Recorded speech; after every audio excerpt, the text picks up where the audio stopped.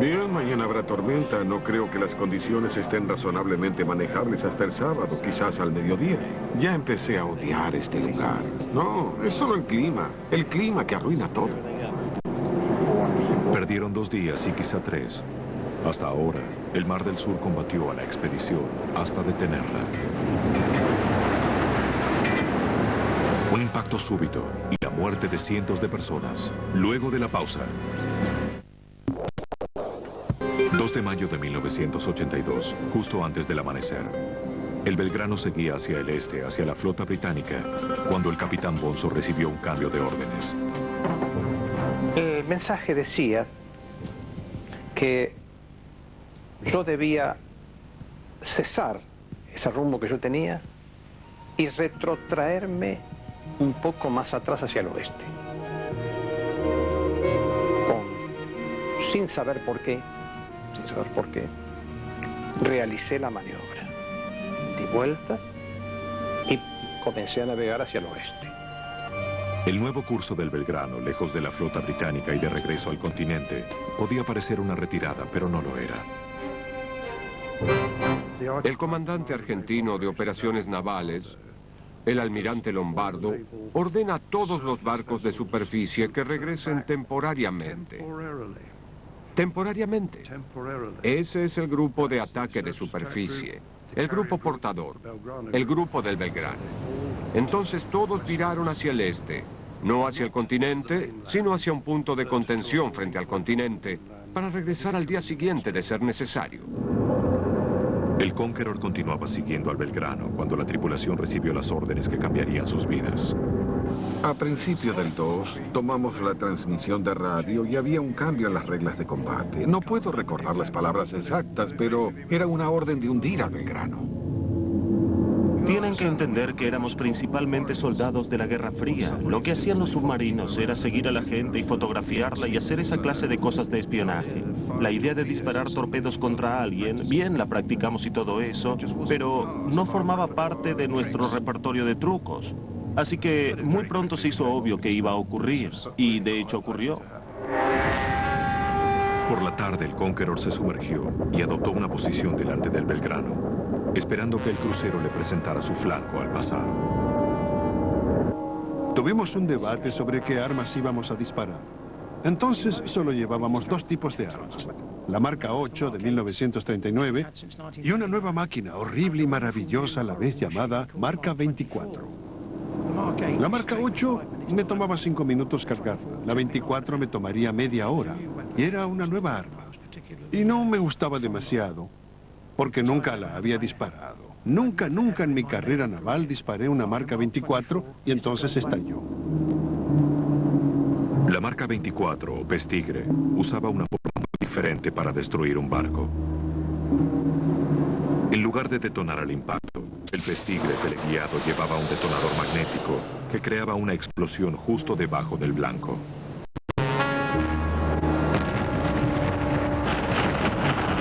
La explosión elevaba al barco del agua y lo partía en 2.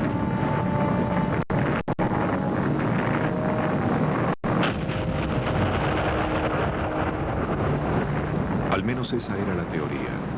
En 1982 seguían tratando de resolver sus problemas. Teníamos el viejo torpedo diésel marca 8 que se estaba acercando a su aniversario número 50 en el servicio naval.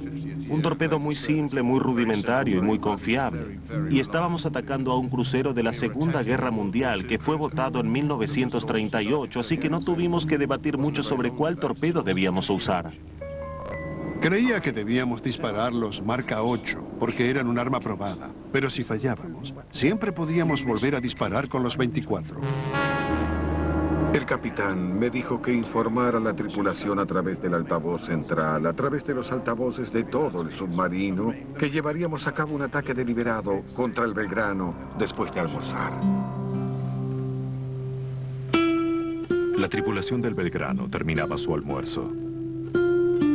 La sopa juliana, me gusta la sopa, pero no va a tener ni el olor de esa sopa. Hay olores que lo transportan, hay palabras que lo hacen llorar y hay momentos que le dicen que uno tiene que estar agradecido de estar vivo. La ropa juliana es verduras, fideos moñito con pedacitos de morrón, bien caliente, había naranja, y no me acuerdo, creo que había tallarines con tuco de segundo plato, y hasta ese momento uno estaba netamente tranquilo. El Conqueror se ubicó a babor del Belgrano, esperando que el crucero pasara a proa. Iniciamos el ejercicio y el ejercicio funcionó como un reloj. Fue hasta el punto en que el segundo de a bordo, el capitán, estaba a punto de disparar. Dijo, no dispare, señor, el ángulo giroscópico está mejorando. Estaba en lo cierto y entonces el capitán bajó el periscopio y no hicimos nada por segundos. Entonces el primer teniente dijo, ahora, y subió el periscopio. Los torpedos normalmente se disparan desde la sala de control. Por desgracia, 22 millones de kilos de submarino y el botón no funcionó. Entonces me dieron la orden, dispare manualmente. Creo que disparé los tubos 1, 3 y 4. Los disparé a mano desde el panel de control de fuego. Y entonces ocurrió una secuencia de hechos rápidos. El motor de control de detención se levanta y entonces sale el torpedo.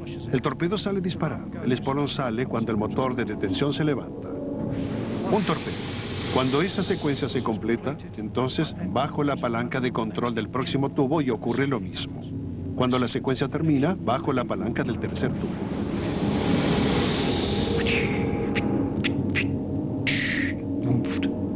Tres segundos. Los torpedos tardarían menos de un minuto en alcanzar el blanco. La temida espera. Por favor, estallen. Hicimos todo bien. ¿Funcionó? Eran las 4 de la tarde en punto. En el Belgrano, la tripulación cambiaba de guardia.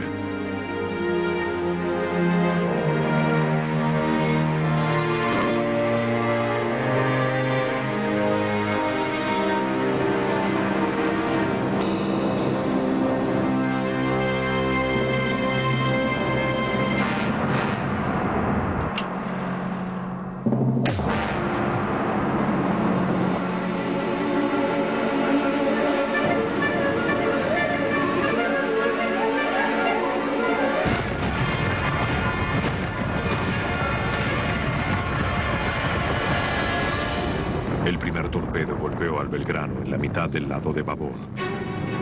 En ese instante, varios cientos de hombres murieron. Fue el torpedo que, por supuesto, mató a toda la gente que estaba en la sala de máquinas. Los marinos que escaparon del estallido inicial ahora debían luchar contra el fuego. La gente que estaba en la cubierta del comedor ven producirse en el piso un gran orificio. Y en ese momento, una bola de fuego, que era aire caliente, aire incandescente, que ven venir hacia ellos. No podían hacer otra cosa que taparse la cara para cuidar el rostro. En forma instintiva, levantaron las dos manos para taparse la cara. En su pasaje hacia arriba, iba arrastrando máquinas y hombres. Iba rompiendo cubiertas, iba perforando todo lo que encontraba a su paso hasta llegar hasta la cubierta principal. Un segundo torpedo golpeó la proa del Belgrano 5 segundos después del primero. Como que le pega un cachetazo y automáticamente le pega al otro. Fueron segundos. Un chorro de agua que se eleva 20, 25 metros y luego cae. Caen con hierros, maderas, cosas del buque. Y cuando cae ese chorro de agua, le faltaban al buque 15 metros. Abro la puerta, miro hacia proa y la respuesta a uno de los chicos: no había proa. Le faltaba toda la proa. A bordo del Conqueror, la tripulación pudo oír a los torpedos dando en el blanco. Oímos un estallido, literalmente. Lo oímos. Fue un gran estruendo y sonó 2 veces. La primera explosión fue un estruendo en todo el submarino que se podía oír en todas partes. Son 360 kilos de explosivos explotando a poco más de 1 kilómetro de distancia. Ese momento todavía acecha a los hombres que estuvieron allí. No piensas en la gente a bordo. El trabajo no es matar a la gente, es detener el barco. Si detienes el barco y todos se salvan, grandioso. Pero no es muy probable cuando arrojas 1000 kilos de explosivos contra algo a unos 40 nudos de velocidad. Eso va a matar gente. Esa noche cuando te sientas y piensas, ¿qué hice? Dices, ¿cuánta gente había en el barco? Piensas, Dios, pobre gente. Son iguales que nosotros. Están haciendo exactamente el mismo trabajo que nosotros. En realidad es muy triste. El Belgrano se detuvo por completo y hacía agua rápidamente. El buque queda totalmente a oscuras, sin energía y con un silencio, yo diría, aterrador. Si el silencio a veces es una cosa muy buena, pues en un buque de guerra, el ruido de las máquinas andando es una bendición. Usted siente ese yum, yum, yum, yum, y uno duerme tranquilo. El comandante está en paz consigo mismo. El peligro es cuando siente el silencio, porque el silencio es la muerte. Bajo cubierta, cientos de hombres se abrían paso por los corredores oscuros, buscando la seguridad de las cubiertas superiores. En esa explosión segunda es como que el buque paró y entró a hacer unos ruidos tremendos, que era como que se partía, crujía. Eso es muy simple entender por qué hacía eso. El buque tenía unas bisagras, como el buque era tan largo, entonces esas bisagras era como que hacía ruido y como de dolor. Uno se imagina que el buque sentía dolor, ¿no?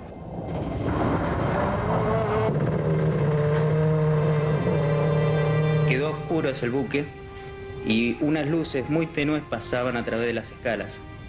Entonces la imagen era como si fuera una catedral gótica. Entre los humos que subían, vapores y un olor muy penetrante.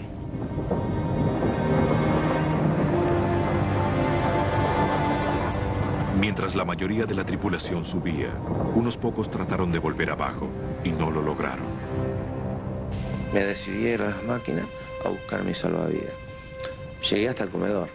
No pude seguir más porque los gases del torpedo eran muy fuertes. Era un olor a fósforo que tenía muy fuerte. Entonces me asfixiaba, aparte de asfixiarme, me hacía llorar los ojos. Y no pude seguir después. La cantina estaba regenteada por 2 civiles, los hermanos Ávila. Cuando estábamos en Puerto Belgrano y íbamos a zarpar para la guerra, quedamos con mi segundo comandante de ofrecerle a los 2 cantineros civiles la posibilidad de desembarcarse, porque ellos no tenían obligación de ir a la guerra. No, señor, qué esperanza. Nosotros somos tripulantes del crucero, queremos embarcar, no nos dejen en tierra. Cuando uno de los hermanos se dirige a la cubierta para ocupar su puesto de abandono, no ve entre la gente que está en la cubierta a su otro hermano. Entonces, llevado, impulsado por su amor de hermano,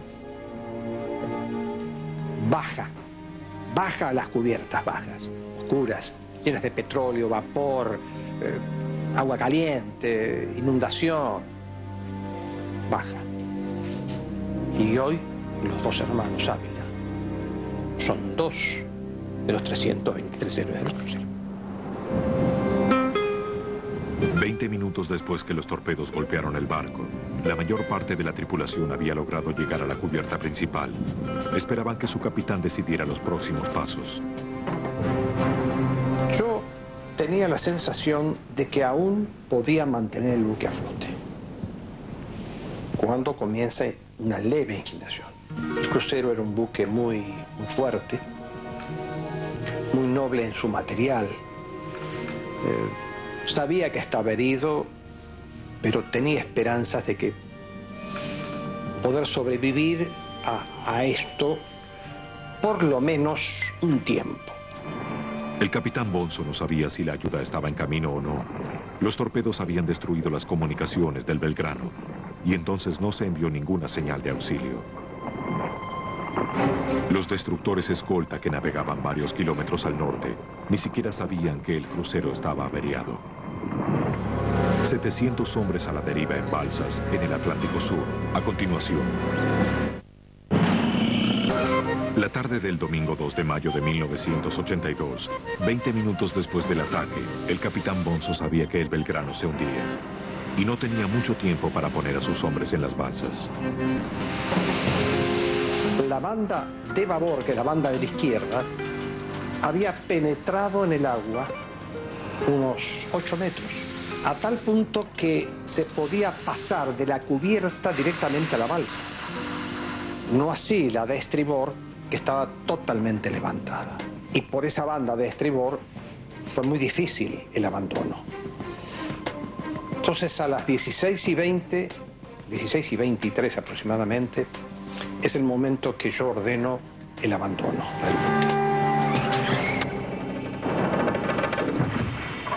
La maniobra de escape exigía que los hombres saltaran sobre las balsas, pero eso no siempre era posible.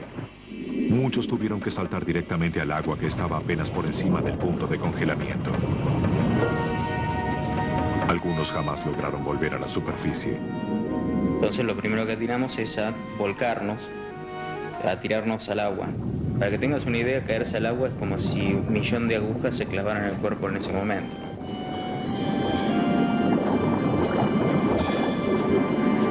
Me arrojo al agua, desde la proa.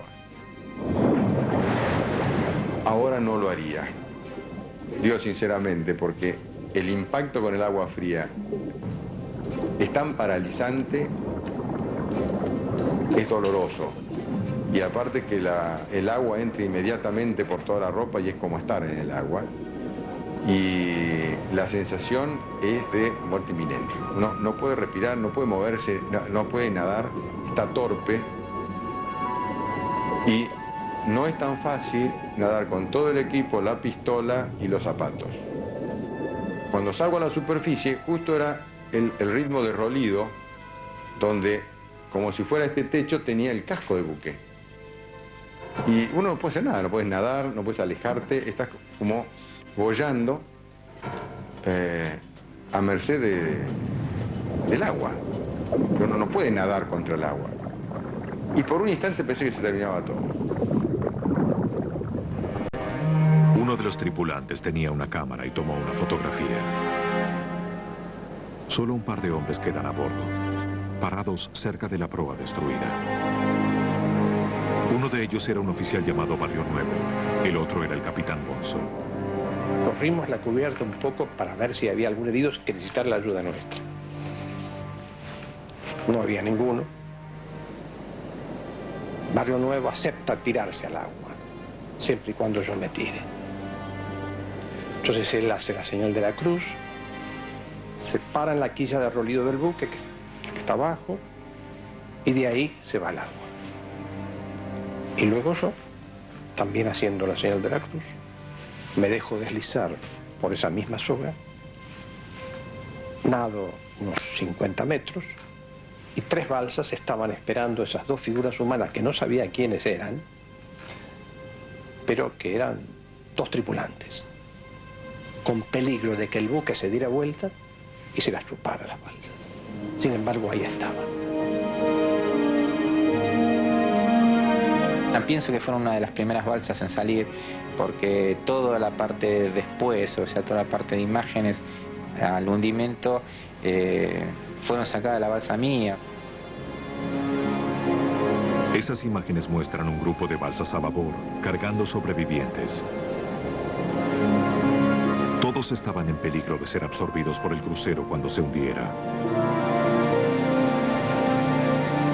Nosotros sacamos fuerza para tratar de alejarnos de esa zona peligrosa, y el destino quiso que no sea una ola que se dio vuelta, o porque nos vio que éramos lindos, porque quería que nos salgamos. La cosa que esa ola pegó contra el buque, rebotó contra el buque y nos alejó. Y después, bueno, se abrió el mar y ya el viento nos llevó más o menos a unos 300, 400 metros en el momento que el buque desapareció de superficie, ¿no?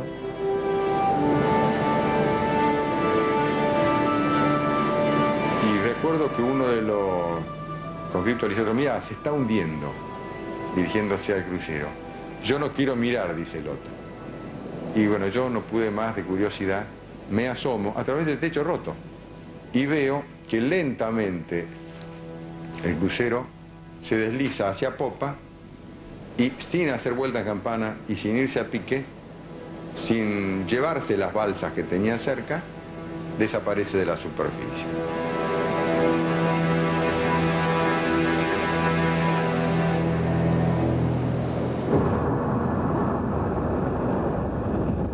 Un dispositivo de audio a bordo del Conqueror grabó el sonido de la muerte del Belgrano.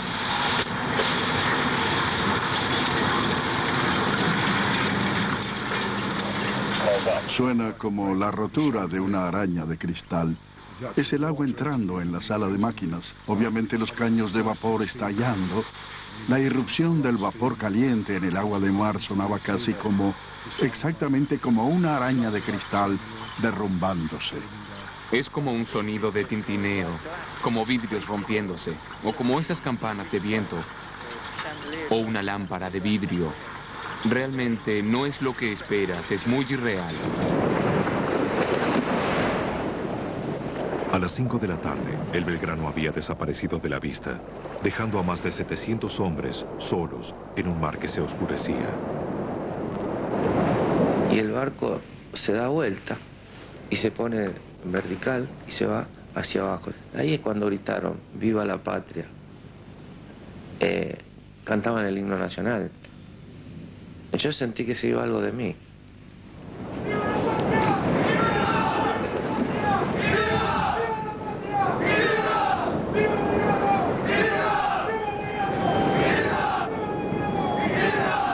Dijo un tripulante: sí, qué notable. Su hundimiento fue tan noble como toda su vida. Ninguna balsa se fue con él. No arrastró a nadie. Si realmente son 13.500 toneladas más 9.000 toneladas de agua que comenzaron a irse hacia abajo. Así se habrá ido hasta los 3.000 metros hacia abajo. Allá está, junto con los hombres que lo acompañan. El Belgrano aún sigue abajo en alguna parte. Aunque 8 días de búsqueda no hayan encontrado ni un rastro de él, a la expedición solo le quedan 4 días y Kurt Newport está empezando a preocuparse. Trataremos de completar la segunda mitad de la línea que no completamos antes debido al mal clima, y luego volveremos por el sur y haremos otra línea hacia el sur. Todos sabemos que el barco está ahí abajo, y si buscamos en un área suficientemente grande lo vamos a encontrar, pero no sé si podremos hacerlo.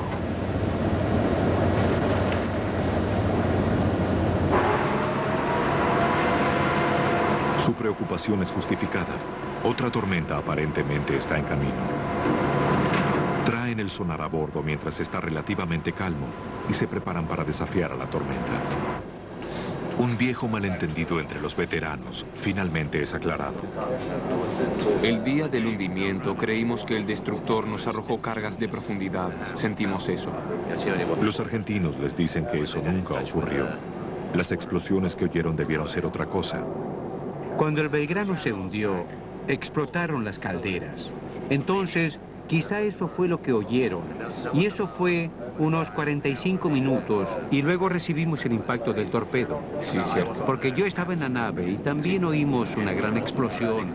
Y pensamos que eran las calderas. Sí.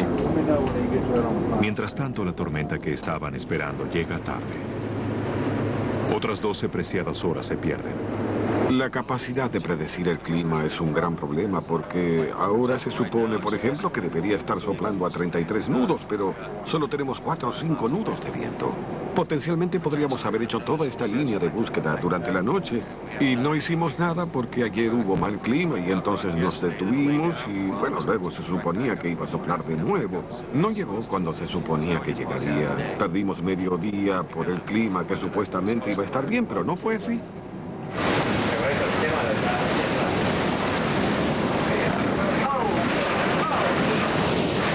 Medio día después de lo pronosticado, el mal tiempo finalmente llega. Y también la resignación. Yo creo que si los tiempos están fijados, que tenemos que estar el 14 en Puerto de Ushuaia, queda solamente un día para encontrarlo. Hacer una corrida más y me parece que las posibilidades son muy remotas, lamentablemente. El clima obviamente es la mayor decepción. Fue un desastre, así que lo siento por Kurt. Toda su planificación y no poder hacer la búsqueda. Me siento decepcionado de que el barco no esté aquí, donde la Armada Argentina y la Británica, o donde nuestro navegante dijo que estaba. Realmente es un sentimiento de decepción, pero ya lo encontraremos. Pero primero tendrán que afrontar otra vez el mal tiempo.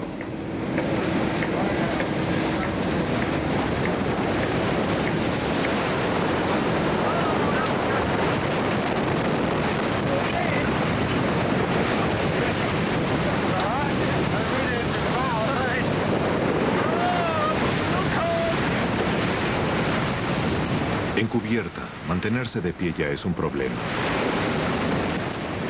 Pero al menos tienen un barco. Los sobrevivientes del Belgrano estaban hacinados en balsas de goma cuando una tormenta los azotó justo después que el crucero desapareció en el mar. Vientos que soplaban a más de 100 kilómetros por hora, olas de 6 metros, temperaturas cercanas al congelamiento. Durante la noche que empezó el temporal, vos escuchabas el viento y las olas que venían y de repente un silencio. Y caía la ola sobre el techo de la balsa, hundiéndonos a todos.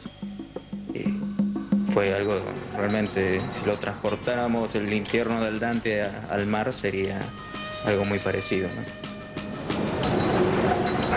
No sé cómo explicarlo. Es como si una mujer embarazada a los 8 meses se pone a jugar al rugby.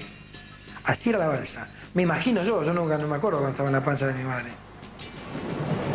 Y yo les decía a los muchachos, ¿cuántas veces pasaron una noche de fiesta sin dormir?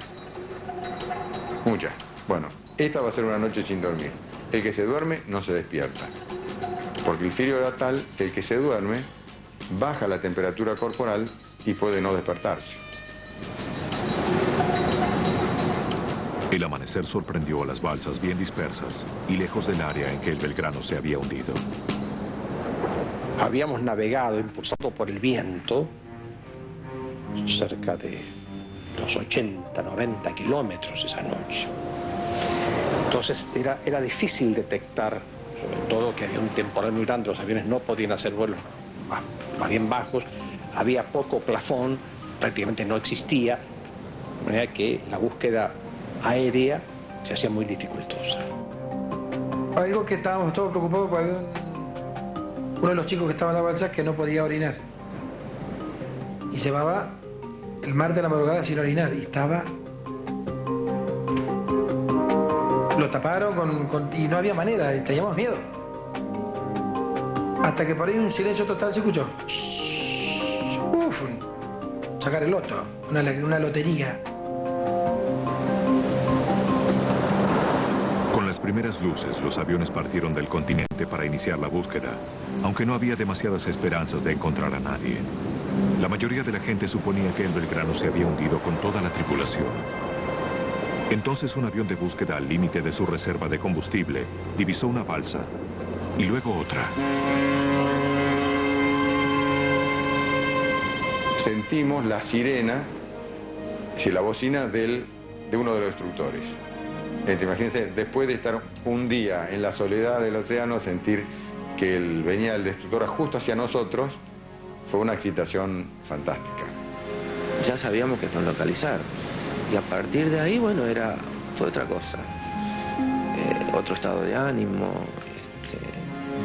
hubo charlas, conversaciones, más alegres, qué sé yo.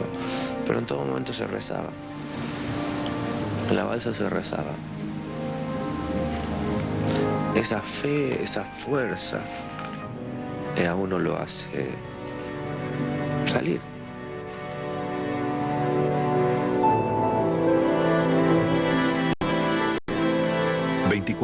Después del hundimiento, se comenzó a rescatar a los primeros sobrevivientes. Los últimos fueron hallados mediodía después. Cuando yo llego al Guruchaga, y mi balsa fue la última del grupo rescatada, casualidad, ¿no? Subo al buque, las piernas prácticamente eran como de algodón, ¿no? En un primer momento prácticamente en un asiento. Y antes de ir a que el médico me pusiera una inyección para hacerme dormir, quise ver a mi tripulante. Entonces bajé hasta el lugar donde estaban. Estaban en el suelo, estaban en las mesas, acostados en los bancos, estaban desparramados por todas partes. Cuando yo bajé, muchos se incorporaron, empezaron a gritar "Viva el Belgrano", etc. Y ese fue el momento en que una persona vino y me dijo: "Señor, en este momento está viniendo para aquí el suboficial Barrio Nuevo". Y nos dimos un abrazo. Ese fue el momento en que yo me enteré que Barrio Nuevo había sobrevivido. Porque cuando él se tiró al agua, no lo vi más. Sin embargo, sobrevivió. En balsas donde no había suficientes hombres para generar calor corporal, los tripulantes murieron congelados. Algunas balsas nunca fueron encontradas. En Argentina, la noticia del hundimiento fue recibida con dolor y furia. Había un creciente sentimiento de indignación de que Gran Bretaña había jugado sucio. Señora Thatcher, usted es una asesina. A medida que las noticias del hundimiento del Belgrano viajaban por el mundo, la acción británica era celebrada y repudiada a la vez. Perdido en la conmoción, había un hecho importante. El hundimiento cambió el curso de la guerra. Sabiendo que no tenían defensa contra submarinos nucleares, la Armada Argentina ordenó a sus barcos que regresaran a aguas continentales. No teníamos idea del efecto que provocaría hundir al Belgrano. No lo habíamos pensado. Y nos dio mucho gusto descubrir que a medida que pasaban los días, su flota no estaba y no parecía que iba a regresar. Esa situación nos dio mucho placer. Descubrir que el hundimiento del Belgrano, de hecho, derrotó a su armada. Los barcos de guerra de la Armada Argentina estaban fuera de combate, pero sus aviones no. 2 días después del hundimiento del Belgrano, un par de bombarderos lanzaron misiles Exocet contra la Fuerza de Tareas británica.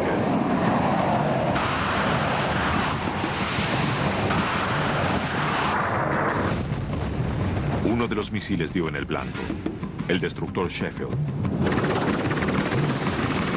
20 hombres a bordo del Sheffield murieron. Muchos más fueron heridos.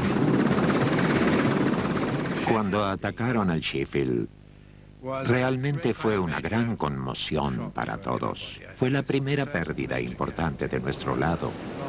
Perdimos varios helicópteros y creo que unos 5 Sea Harriers en accidentes, no por acción enemiga.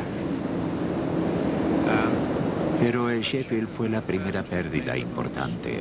No se hundió enseguida, tardó varios días, pero quedó fuera de combate de inmediato. Y eso tuvo un efecto importante. Con los barcos de guerra argentinos en retirada, la Armada inglesa tenía suficiente control del mar como para iniciar un desembarco. El 21 de mayo desembarcaron en San Carlos y comenzaron a luchar en la isla. Unos días después, las tropas británicas tomaron el asentamiento de Ganso Verde. Mientras tanto, los ataques aéreos argentinos continuaban. En total, 5 barcos británicos fueron hundidos y otros 12 fueron averiados. A medida que las víctimas comenzaban a sumarse, las tropas británicas se abrían paso hacia Puerto Argentino. Los soldados argentinos ofrecieron una feroz pero esporádica resistencia. Finalmente, luego de 3 semanas, los británicos aseguraron las colinas de Puerto Argentino. El 14 de junio los argentinos se rindieron. La improbable guerra había terminado y para los comandantes británicos el fin llegó justo a tiempo. Si los argentinos no se rendían el 14 de junio, nosotros probablemente habríamos caído el 21 de junio, una semana después.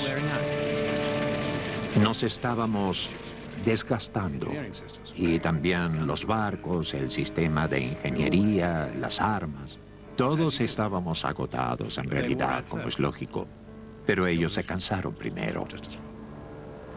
A continuación, los tripulantes del Conqueror regresan como héroes o villanos. 82, 4 semanas después del fin de la guerra, la mayor parte de la Fuerza de Tareas británica regresaba a Portsmouth para una tumultuosa bienvenida.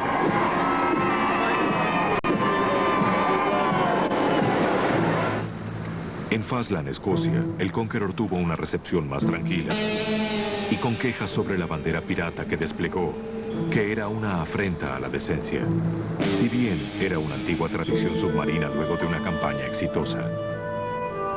Claro que desplegamos una bandera pirata. Los submarinos lo hacen desde Max Horton en 1914. ¿Para qué cambiar? La gente no tendría que ofenderse con tanta facilidad. Solían llamarnos piratas. La tradición es desplegar una bandera pirata. Y estábamos orgullosos de izarla, porque habíamos hecho un buen trabajo. La tripulación se asombró al enterarse de que las acciones del submarino durante la guerra estaban siendo condenadas, aún por sus propios compatriotas. Cuando volvimos, había un político que me llamaba asesino. Él fue quien me envió. La audacia de llamarme asesino. No. Eso es típico de los políticos. Y además, nombraron al barco. No debe mencionárselo. El submarino es una espantosa máquina de matar. No debe nombrarse. Su nombre estaba en todos los diarios. Sales a patrullar y te deslizas. Te introduces de contrabando y sales sin ser visto. No quieres que la gente sepa lo que está pasando. Somos un servicio secreto. Había cámaras de televisión cuando entramos y todo lo demás. No queríamos eso. Es muy bonito que te digan lo maravilloso que eres y que esté todo el mundo en el muelle esperándote. Mi hija mayor, mi primera hija nació cuando estaba lejos y tenía muchos deseos de conocerla.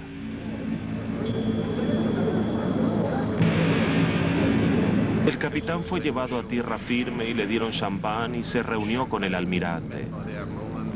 Y ellos querían que bajara a tierra antes para que pudiera filmarme encontrándome con mi hija. Algo que no me gustó.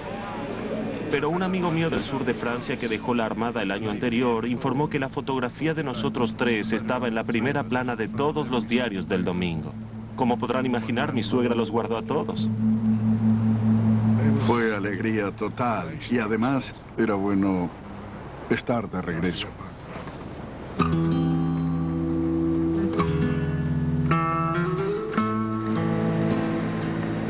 En Argentina, los tripulantes del Belgrano regresaron en medio de escenas de emoción y con una recepción agridulce para los trágicos héroes de un sueño que se perdió.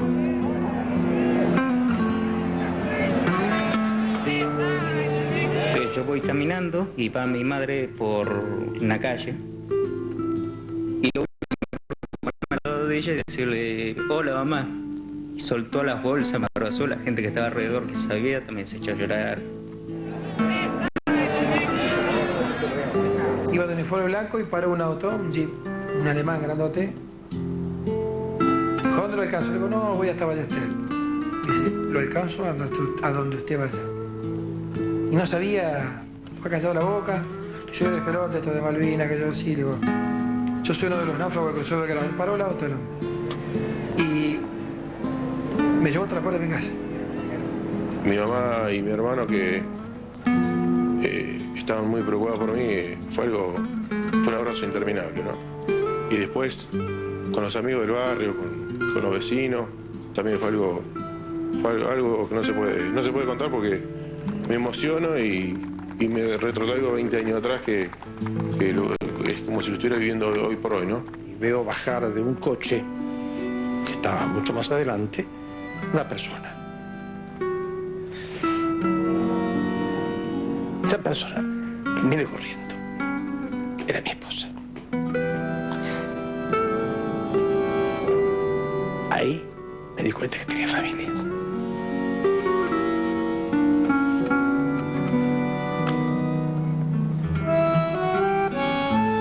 Fueron al campo de batalla con orgullo, confianza, luchando por lo que creían correcto. Como país, apostaron y perdieron. Lo único que siento es que no las tenemos las islas. Y por ahí hay un cierto alejamiento, pero sé que la vamos a tener en el futuro. Y no va a ser con guerra, no va a ser con guerra, va a ser con paz. Ellos tuvieron el honor de dar la vida por los amigos, que somos nosotros, y que Dios, en el momento que los torpedos iban hacia el buque, estiró su mano, tomó a lo que necesitaba, que eran a los 323 que se fueron, y nos dejó a nosotros para que en este momento pudiera contarle a usted lo que realmente pasó para que no vuelva a suceder. Fuimos a la guerra. En la guerra uno está dispuesto a dar o recibir. En los buques de guerra no hay vanguardia ni retaguardia. Todos vivimos la misma suerte. Si el torpedo, en lugar de pegar en este lugar, pega 40 metros más a proa, son otros los muertos y otros los sobrevivientes. De manera que el destino le dice a uno algo que es inamovible, el momento del fin de su vida. Nosotros ayudamos a ese destino, hasta donde pudimos. Lo ayudamos con adiestramiento, con camaradería, con espíritu de equipo, con espíritu de buque, con responsabilidad. Lo ayudamos, el destino. Pero finalmente es el destino el que da su última palabra. Es una cosa así. Las guerras las hacen los poderes, no la hace el civil. Yo no tengo nada contra el inglés y el inglés tampoco. Obviamente si el submarino nosotros teníamos la posibilidad de hundirlo, lo hubiésemos hecho, porque ese era nuestro trabajo en ese momento. Pero no tengo un odio hacia ese marino que estaba en el buque enemigo. Y yo creo que ellos igual, ellos no tienen odio hacia nosotros. Fue un acto de guerra y fuimos nosotros los actores en ese drama, ¿no?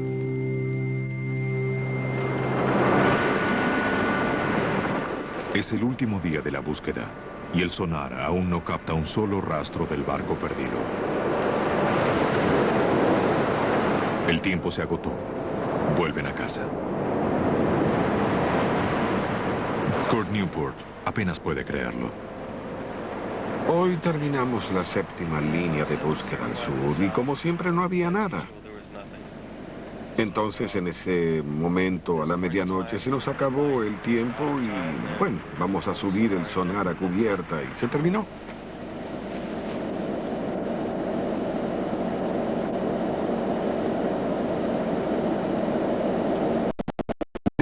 Jamás, en mis peores pesadillas pensé que aquí rastrearíamos sin encontrar el barco. Porque un barco que se hunde es algo muy caótico, deja de ser. El torpedo golpea, caen cosas del barco.